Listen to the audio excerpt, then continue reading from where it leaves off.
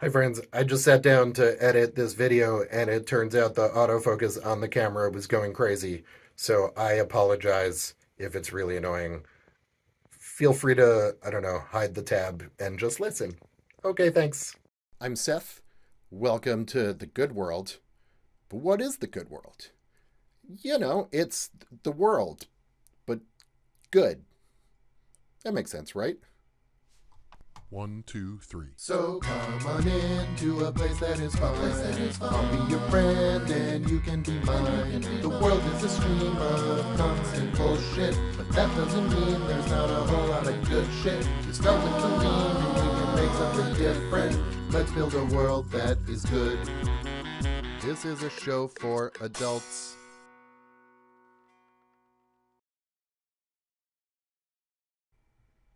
Hi, friend. Welcome to the good world. It is good to be back with you. It's been a little while since I have made anything because I'm getting over COVID. And I just want to say COVID sucks. If you have a choice between getting COVID and not getting COVID, I would recommend not getting COVID. This was better than the last time I had it when I was on cancer meds. And so I was like more immune compromised. And that time was really brutal, but this was still not a fun experience. So the thing I want to talk about today, what is the good world, right? I called this show the good world. And what does that even mean? And the way that I think of it, there are there are a couple of different ways that I think about it, I guess I will say. First off, it's not a new idea. It is, in fact, a very old idea. Uh, but I'm giving it a new name because I feel like, hey, I might as well make big historical ideas about me. That seems like a thing that makes sense for everybody. If everybody just takes these big ideas about how human beings can get along and we just let's just let Seth give it a new name because he seems nice. That's probably the way that it'll all work. Uh, so the there are a couple different ideas that I think resonate with, for me, what the good world is. But it really is, it's the idea of, okay, here we are living in this world. It's not like a hypothetical afterlife. It's not a hypothetical, alternate universe. It is this actual world that we are actually living in right here and right now from moment to moment. But it is that without so much of the suffering that everyone experiences to some degree, and different people experience different kinds of suffering, and that's a whole other thing. And I also want to be clear, we can't, this is a fundamental teaching in Buddhism, like we can't permanently, completely get rid of suffering. But there are a lot of kinds of suffering that we could make a lot less extreme, a lot less widespread, a lot less painful. An example of this is that, like, people used to die all the time from smallpox, and now there's a vaccine, I believe, but certainly it has been pretty much eradicated, and that is an example of removing suffering that can be removed. Some kinds of suffering can't be removed. Death is, despite what a lot, not even a lot, but some very rich people want to believe, death is not going anywhere. Certainly for most of us, and probably death is undefeated. So I think we should, until we really get proof otherwise, we should assume death is going to continue to stay undefeated. And death itself may or may not be a form of suffering. And partially that depends on how you die. But death causes suffering in the form of grief for other people. If it's a violent death, it causes all kinds of trauma that kind of ricochets out, right? You can think of the way that, like, a meteor falls from the sky and it crashes somewhere and it really destroys the thing that it lands on completely, but also it sends up a big shower of other rocks. Like the dinosaurs didn't die off because they were hit by the meteor, or comet, I think meteor. But they died off because of all of the widespread secondary, tertiary, quaternary, let's say quinternary, and sixth effects of that happening, right? And so when there's violence, we get these downstream sort of ancillary effects that are much, much harder to predict. We can see a lot of places in the world where violence that's done sort of ostensibly to protect one group of people ends up causing a lot of trauma and provoking a lot of anger and ultimately stoking revenge. So it brings back the violence on the people who initially brought it, or sometimes the violence gets taken somewhere else. I've sort of talked about the way that you can think of like a Newton's cradle, which is this little thing with the metal balls. So like imagine one of these, but instead of just in a line, it's like a huge pool of them. So like if one of them hits another one, there's going to be effects that spread out and ripple out. So when I'm talking about the good world, to bring it back to that, and the idea of reducing suffering, there are some kinds of suffering that can be reduced. Violence can be reduced. Poverty can be reduced. These are things that honestly, they are political problems. They are problems that our collective politics allow, in some cases encourage, certainly permit, and enable. They are not inherently natural problems. Poverty was invented by people as sort of an ancillary effect of the invention of like money and wealth. War, people will say there are other animals that go to war, and that's true, but it's still a choice. It's not a thing we have to do, like eating. Like you're not going to die if you don't start a war. You are going to die if you don't eat food. So war is also a thing we can get rid of. And there are lots of kinds of suffering that can be gotten rid of. All medical issues, I will give the example of the cancer that I was recently treated for. It's something that 50 years ago, it would have killed me very, very slowly because it was a very slow moving cancer, but it eventually would have killed me. Or maybe they would have been able to cut it out and sort of hope. But now there's a pill that I took every day, and it shrunk it from baseball size to golf ball sized, and then they were able to cut it out, and now I'm fine. It's another example of reducing suffering. And so the good world is really, I will borrow a term from an author who I really like, Rutger Bregman, who is a Dutch, I believe he's a historian, but he has a book called Utopia for Realists. And it's really just like, okay, we have accumulated so much wealth, a lot of that through the impact that capitalism has had through the ages, but also through just the power of human ingenuity. And we have all of this material wealth. And so what can we do with that to make the world just better? Like, what are the things that actually are not that big a lift?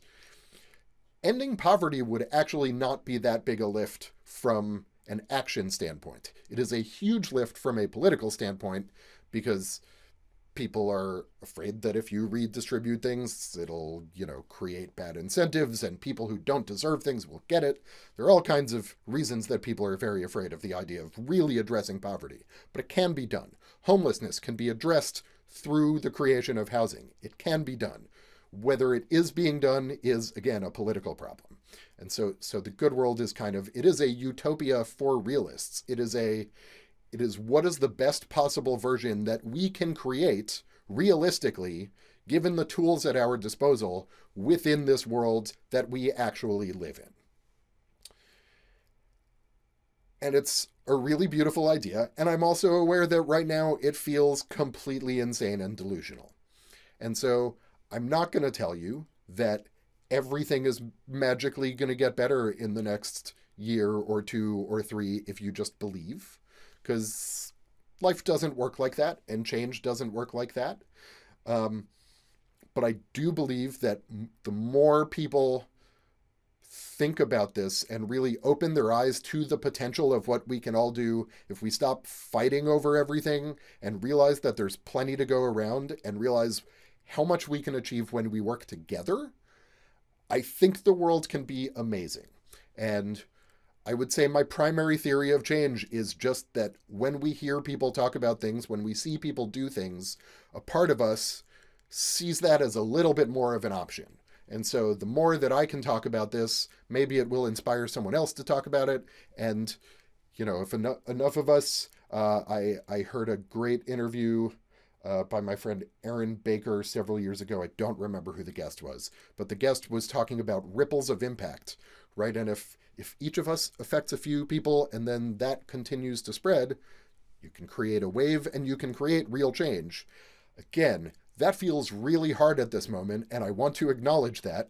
And I want to acknowledge that I am trying to talk about something hopeful at a time in which a lot of people are feeling a lot of despair for any number of reasons, right? There is a lot of war right now. There are dictatorships cropping up all around the world. Like, things are not great. So why am I still talking about something with hope and optimism? That sound means it's time to take a break, but we'll continue when we come back. Please like and subscribe. Please like and subscribe. Please like and subscribe. Please like and subscribe. Please like and subscribe. Hi, welcome back. So yeah, this is a reminder, if you're enjoying this show, just please click the like button, click the subscribe button, go to goodworld.love and follow me across my other platforms. You can buy merch if you want, like I have this t-shirt that you can only kind of see. There it is. I'm standing up a little. It's me in my unicorn onesie in cartoon form. There's all kinds of fun stuff like that. And yeah, just please share and sort of help this grow. Be a ripple of impact, because again, we're trying to make some positive change in a world where that feels really, really hard to believe in right now. So as I started to say, why am I talking about something optimistic? Look, there are possibly some viewers out there who are feeling really great about the results of Tuesday's U.S. presidential election. I know a lot of people who are feeling really not great about it, and I think whatever the case, you can agree probably that there is a lot of tension and that there is a lot of fear, and it really feels like the idea of us coming together is a delusional little pipe dream. And I think that's reasonable, and I think it is important to realize that it is, on some level, it is an insane expectation, right? I'm not treating it as an expectation. I'm not saying, oh, we'll get over this and in a couple of years everything will be fine. There's a lot of pain all around us right now, and it's really important to acknowledge that. I also think it is important at the same time to process our pain and really try to turn it towards building the world that we want to live in. And so, again, what does that look like for me? What is this thing that I'm talking about when I talk about the good world? I mentioned Utopia for Realists, which I think is a great book, and I would strongly recommend anyone read it. It's fantastic. Rutger Bregman, again, is the author.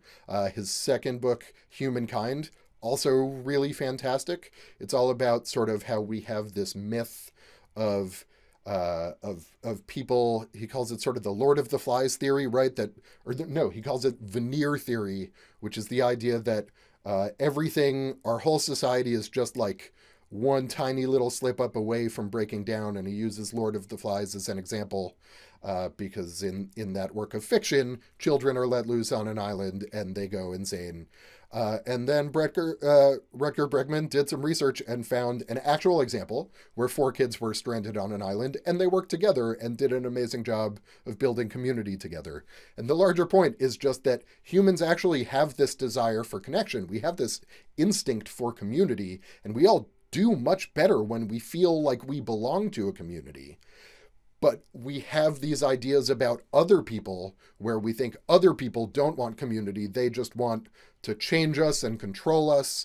And those fears are not unfounded, right? There is so much history of so many different groups of people being demolished by other groups of people. My grandparents were Holocaust survivors. The intergenerational trauma is a real thing, and we can't pretend that it's not. But it is simultaneously important to remember that even the people who are out there doing really horrible things, there's an unmet need under that. And that's an important thing to recognize if we're going to try to do anything about it. And I want to acknowledge, like, often when this kind of conversation happens, people will say, well, don't tell me I need to forgive my oppressor. Good news, I'm not. I'm not telling you need to do anything. And I think if someone has hurt you, you have no obligation to them. You need to do whatever you need to do to take care of yourself. I would say generally getting some distance as opposed to like trying to escalate is going to serve you better in the long run. But no, you are under no obligation to forgive anyone.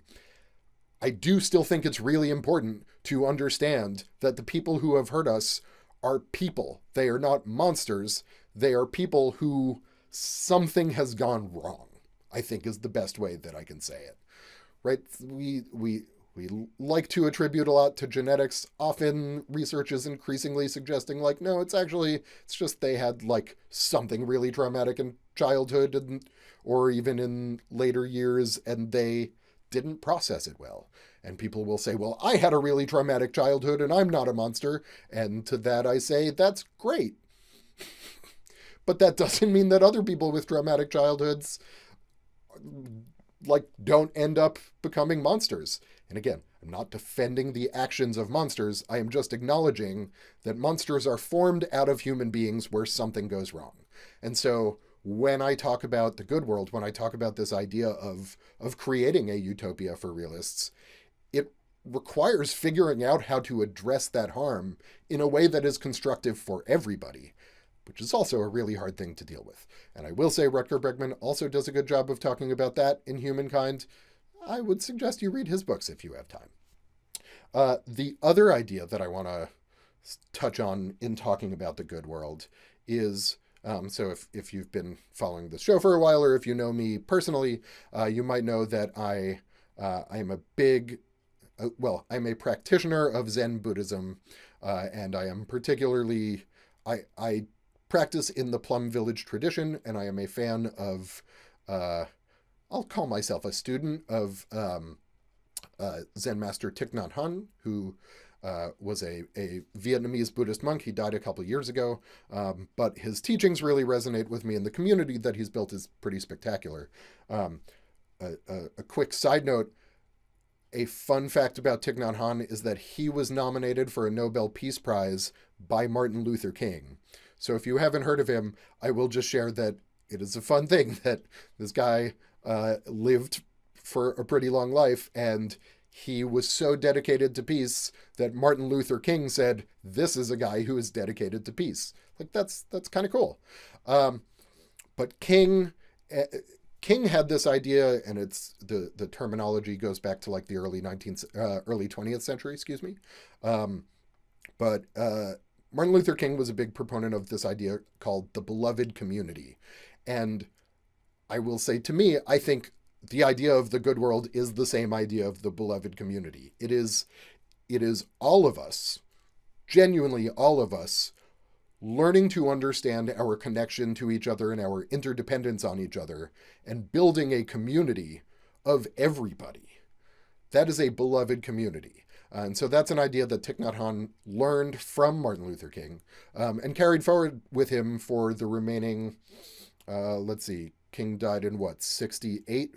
And Thich Nhat Hanh died in 2022, so that's another 54 years, basically, after King was assassinated. Thich Nhat Hanh kept carrying this idea of the beloved community. And so if you ever go to any of the monasteries in the Plum Village tradition, if you ever participate in them, the beloved community is a term that you will hear.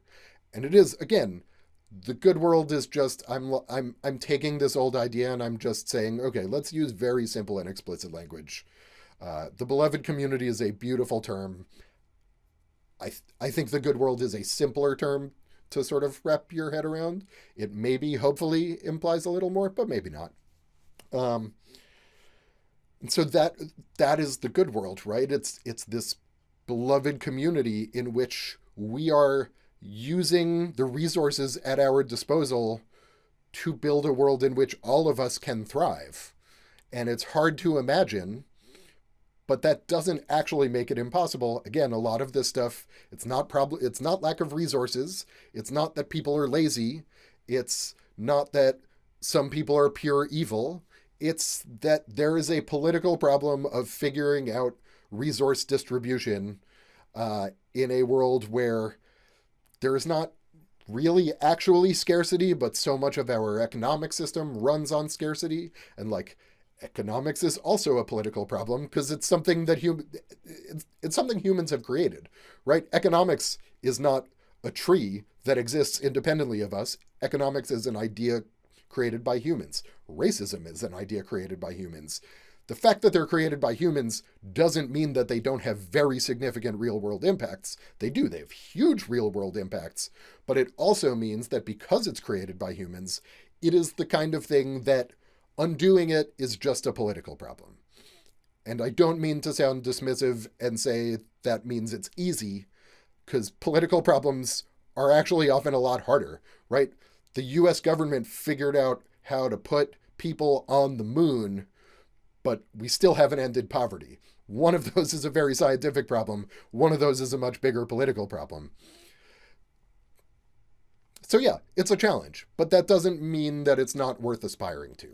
And I've been thinking a bunch recently about freedom, because I think freedom is a really important idea. And I see so many places, both around this country and around the world, where people are not free. And I think sometimes, so obviously if you're in a situation where you're doing what someone else is telling you to do all the time, you do not have freedom. Whether they are coercing you or whether you're choosing it, you don't have your freedom and autonomy to make your own decisions. You're just doing whatever someone is telling you to do. I will also note, that sound means it's time for me to wrap up, so I'll try to wrap up. But I will also note that if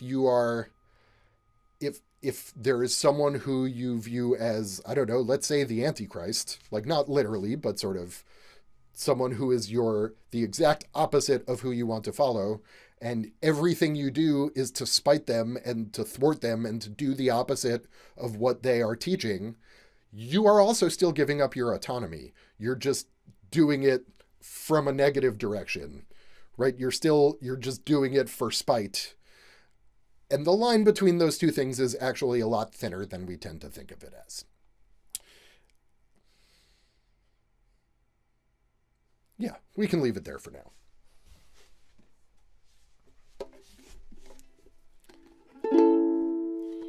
Well, thank you, friend, for your visit today.